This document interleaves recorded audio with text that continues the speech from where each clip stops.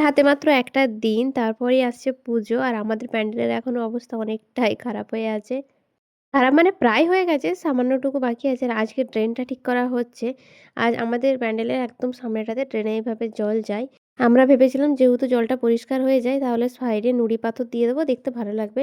তবে বাবা বলল ওরকম করার দরকার নেই, একটা পাইপ এনে মাটির নিচে ঢুকিয়ে দে। আমরা কুড়েমি করছিলাম দেখে আমার বাবাও এখন লেগে গেছে আমাদের সাথে কাজে। আর এই হচ্ছে প্যান্ডেলের অবস্থা। এই বছর আমরা করেছি পুরোপুরি বাঁশের প্যান্ডেল। এই দেখতে এরকম লাগছে, এর মধ্যে যে কত বাঁশ ঢুকেছে সে আমরাই জানি।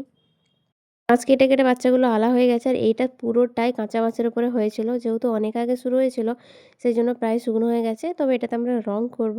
আর এই সাইডটাতে চুনি বাল্ব লাগানোর প্ল্যান হচ্ছে এখন। দেখা যাক কতদূর কি হয় প্যান্ডেলের একদম সামনের রাস্তাটাতে।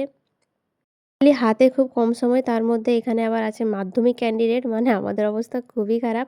আর এই জায়গাটাতে ড্রেনটাতে পাইপ লাগানো হচ্ছে। আজ ২১শে জানুয়ারি, আজ বোধহয় সারারাত ধরেই কাজ করতে হবে, বাঁশে রং করতে হবে। এইদিকে বাবা অপারেশন শুরু করেছে, ড্রেনের পেট কেটে তার ভেতরে পাইপ লাগানো হচ্ছে। দেখা যাক কতদূর কি হয়। তাহলে পরের ভিডিওতে দেখা হচ্ছে।